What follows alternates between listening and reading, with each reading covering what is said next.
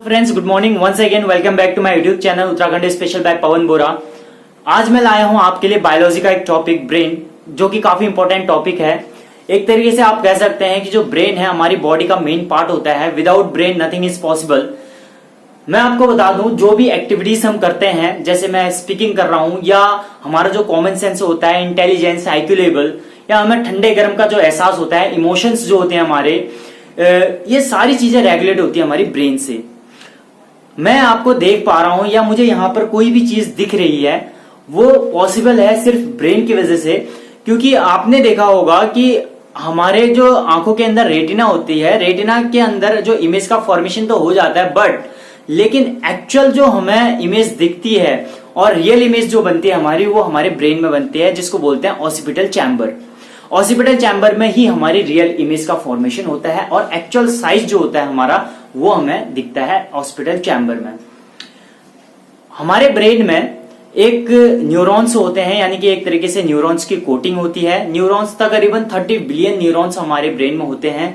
Neurons की bonding जितनी ज्यादा मजबूत होगी, हमारा जो ब्रेन होगा, हमारा ब्रेन में याददाश्त जो होती है हमारी, वो उतनी ही ज्यादा मजबूत होगी। और मैं बता दूं आपको, जो हमारी याददाश्त होती है, वो जितना ज्यादा हम रिवाइज करेंगे, किसी चीज को सोचने की कोशिश करेंगे या रिवाइज करेंगे, वो उतना ज्यादा हमारा उतनी ज्यादा हमारी याददाश्त बढ़ेगी और हमारा जो आईक्यू लेवल, यानी कि आईक्यू लेवल बढ़ेगा और हमारे जो न्यूरॉन्स की बॉन्डिंग है मजबूत होगी, उतनी ही ज्यादा मजबूत होगी। आपने नोटिस भी किया होगा, अगर आप कोई चीज पढ़ते रहो, रिवाइज करते रहो, तो आपकी वो चीज काफी याद रहेगी, काफी टाइम तक याद रहेगी। बट अगर आपने पढ़ लिया अच्छे से और आपने उसको छोड़ दिया और आप भूल गए हो, तो आप वो सारी चीजें आपकी स्किप हो जाएंगी, आप सब कुछ भूल जाओगे।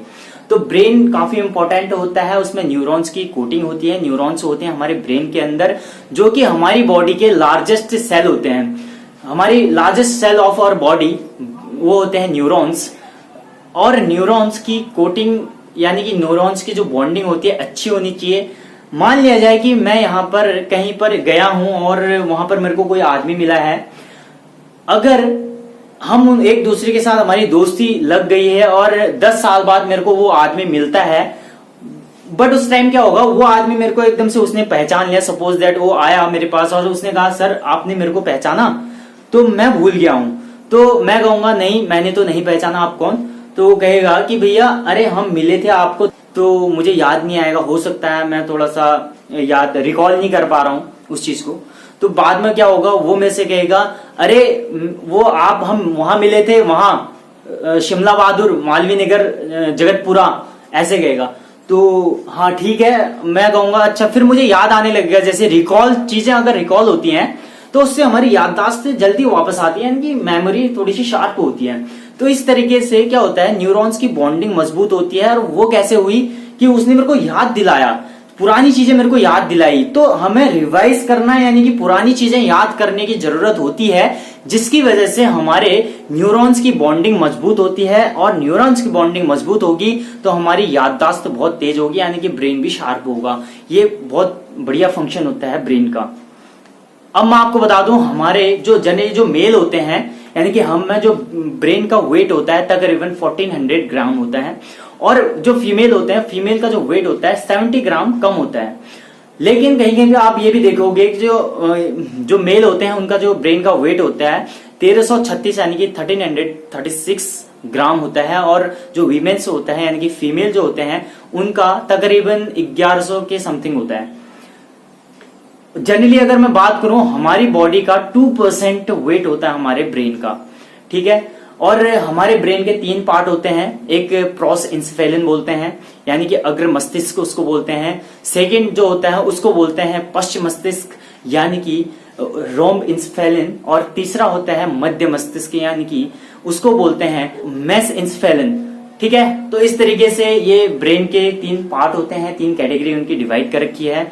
और इसके अंदर भी कुछ पार्ट होते हैं, कुछ हमारे वेन्स होते हैं, यानी कि नसें होती हैं, या आर्टरी, कुछ भी आप कह सकते हो। ब्रेन जो है, एक तरीके से हम ये कह सकते हैं कि हमारा जो ब्रेन है वो हमारे नसों का एक जाल होता है। उसमें दो टाइप की नसें होती हैं, एक होता है सीएनएस, एक होता है पीएनएस। सीएनएस यानी कि सेंट्रल नर्वस सिस्टम और पीएनएस यानी कि पेरिफेरल नर्वस सिस्टम। सीएनएस जो होता है उसको बोलते हैं हिंदी में केंद्रीय तंत्रिका तंत्र, और पीएनएस जो होता है उसको बोलते हैं परिधीय तंत्रिका तंत्र। ठीक है, तो इस तरीके से मैंने आपको छोटा सा इंट्रोडक्शन दिया ब्रेन के बारे में कि उसमें न्यूरॉन्स होते हैं। मैं एक चीज और आपको बता दूं, हमारा ब्रेन होता है, ब्रेन जो आपने देखा हो, ब्रेन जिस हड्डी के अंदर, यहाँ पर हड्डी भी तो है, वो हड्डी का ढांचा जो होता है उसको बोलते हैं क्रेनियम। यानी कि जो क्रेनियम होता है उसमें हमारा ब्रेन फिट होता है, उसको बोलते हैं क्रेनियम।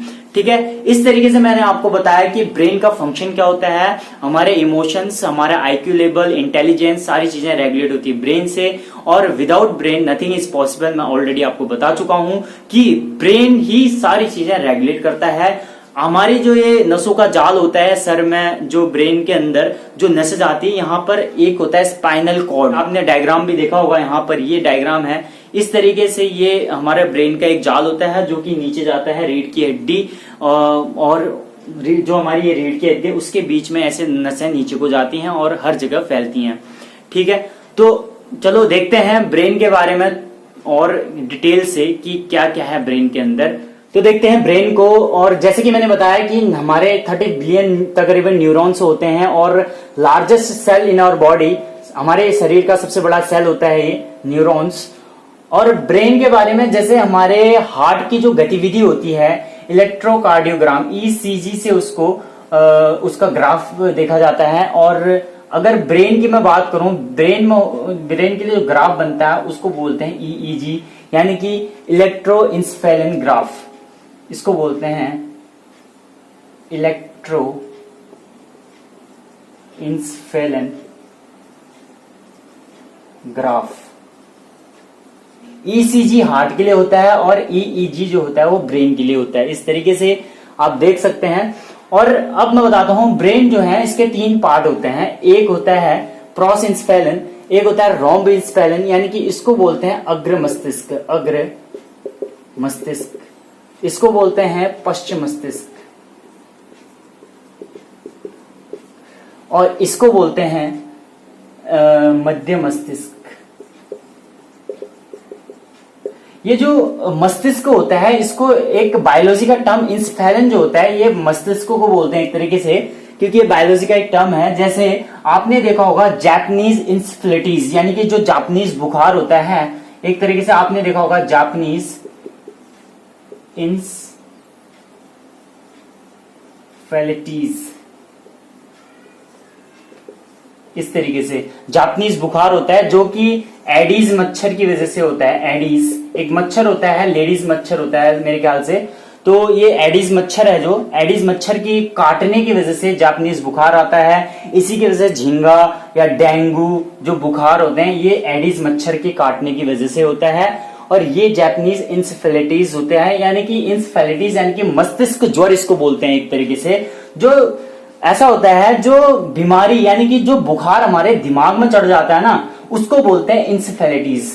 उस दिमागी जो बुखार होता है, यानी कि मस्तिष्क में चढ़ने वाली बीमारी को जापानीज इंसेफेलिटीज बोलते हैं। इंसेफेलिटीज जो है बायोलॉजी का एक टर्म होता है, इंसेफेलन, इस वजह से इसको बोलते हैं। ठीक है, अब मैं बात करता हूं प्रोसिंसेफेलन, यानी कि अग्र मस्तिष्क जो है 3 टाइप के होते हैं। इसमें एक होता है सेरेब्रम, जो कि तकरीबन 80% हमारे बॉडी का सबसे ज्यादा वेट होता है वो सेरेब्रम का होता है। सॉरी, हमारे ब्रेन का सबसे ज्यादा वेट जो है सेरेब्रम में होता है, यानी कि सेरेब्रम का होता है। और ये जो है रेगुलेट करता है हमारे आईक्यू लेवल को, ठीक है, हमारे इंटेलिजेंस को, और हमारा जो कॉमन सेंस होता है वो रेगुलेट करता है सेरेब्रम। दूसरा होता है थैलमस, हमें ठंडा या गर्म का जो एहसास होता है वो होता है थैलमस से। और हाइपोथैलमस जो होता है वो हमारे इमोशंस, जो हमारे इमोशन होते हैं, इमोशंस जितने भी होते हैं, हंसना, हम हंसते हैं या हम रोते हैं, हमें दुख होता है, जो भी इमोशंस होते हैं वो यहाँ से क्रिएट होते हैं जनरली, हाइपोथैलमस। तो ये ब्रेन के अग्र मस्तिष्क यानी कि फर्स्ट वाले पार्ट में होते हैं। अगर सेकंड वाले में देखें तो इसमें एक होता है सेरेबेलम जो होता है, इसका जो वर्क होता है एक तरीके से ये वॉलंटरी होता है। जो भी चीज हम जानबूझ के करते हैं। सपोज दैट अभी मैं टीचिंग कर रहा हूं तो ये इसके अंडर में आएगा, और अगर मैं स्पीकिंग कर रहा हूं तो वो भी इसी में कंसिडर होगा।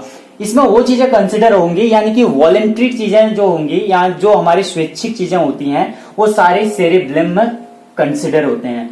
आगे है मेडुला ऑब्लेंगेटा। मेडुला ऑब्लेंगेटा जो है ये जो है इसमें हमारे इनवॉलेंट्री चीजें कंसिडर की जाती हैं, जैसे हमें उल्टी आती है या हम छींकते हैं, जुकाम लगता है, जो भी चीज हम चाहते नहीं है बट हो जाती हैं, वो इनवॉलेंट्री चीजें होती हैं, वो मेडुला ऑब्लेंगेटा में आती हैं। तो इस तरीके से रोम के 2 पार्ट हैं। और मेसेंसेफेलन जो है ये क्या होता है, मध्य मस्तिष्क यानी कि ये अग्र मस्तिष्क और पश्चिम मस्तिष्क का जोड़ने का काम होता है। इसमें ज्यादा कुछ ऐसा है नहीं, ये कंट्रोल करता है ब्रेन के जो मसल्स होते हैं उनको कंट्रोल करता है। टू कंट्रोल ब्रेन्स मसल्स, ये ब्रेन के जो मसल्स होते हैं उनको कंट्रोल करता है। ठीक है, इस तरीके से आपने देखा होगा ये ब्रेन है, एक तरीके से डायग्राम है ब्रेन का। हमारी ब्रेन का जो वेट होता है वो होता है 1400 ग्राम। ठीक है, 1400 ग्राम। और जो फीमेल होते हैं उनका जो वेट होता है तकरीबन 70 ग्राम लेस होता है, हमसे 70 ग्राम कम होता है। और कहीं कहीं पर देखने को तो मिलेगा 1336 मिलेगा मेल का, और फीमेल का 1128 के समथिंग या ऐसे कुछ मिलेगा। ठीक है वो। और मैं आपको बता दूं कि ये जो हमारे एक तरीके से जो ब्रेन होता है वो एक नसों का जाल होता है। नसों का जाल होता है, आपने देखा होगा ये सारी नसें हैं, इसमें 2 टाइप की मेन नसा होती हैं। मेन जो है 2 टाइप की नसें होती हैं, एक सीएनएस है और एक पीएनएस है, यानी कि सेंट्रल नर्वस सिस्टम, केंद्रीय तंत्रिका तंत्र, और एक होता है पेरिफेरल नर्वस सिस्टम यानी कि परिधीय तंत्रिका तंत्र। ठीक, ये जो सीएनएस होता है, जितनी भी जो नसें होती हैं यानी कि ब्रेन की जो नसें होती हैं, और ये स्पाइनल कॉर्ड इसको हिंदी में बोलते हैं मेरु रज्जु, इसको बोलते हैं मेरु रज्जु, जो कि स्पाइनल कॉर्ड है। इसकी जो नसें होती हैं और जो ब्रेन की नसें होती है उनको बोलते हैं सीएनएस जो होती हैं हमारे एक तरीके से मेन नसें होती हैं। उसके बाद की जो नसें जो इधर उधर फैली रहती हैं, जैसे ये वाली नसें या ये वाली नसें, ये जो इधर उधर फैली रहती हैं, बाकी जो नसें होती हैं उसको बोलते हैं पीएनएस, यानी कि पेरिफेरल नर्वस सिस्टम उसको बोलते हैं।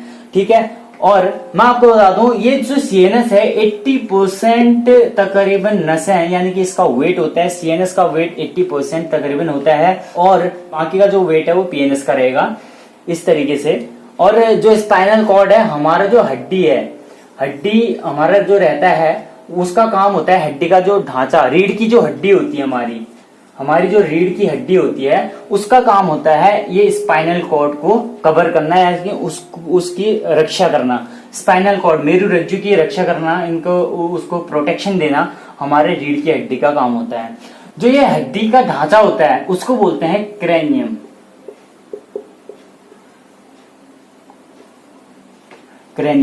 अब आपको बता दूं इसमें जो पीएनएस होता है पेरिफेरल नर्वस सिस्टम, ये भी 2 टाइप के होते हैं, एक होता है सेंसरी और एक होता है मोटर। सेंसरी के आगे सेंसरी में आते हैं 3 चीजें, एक होता है ऑसिपिटल लैब, एक होता है टेम्पोरल, एक होता है ऑल्फैक्टरी, और इसमें सोमैटिक, वॉलेंट्री या ऑटोनॉमिक, ये होता है इनवॉलेंट्री। तो ये हम नेक्स्ट वाले टॉपिक में पढ़ेंगे। तो मिलते हैं जल्दी ही एक नए टॉपिक के साथ। धन्यवाद, नमस्कार।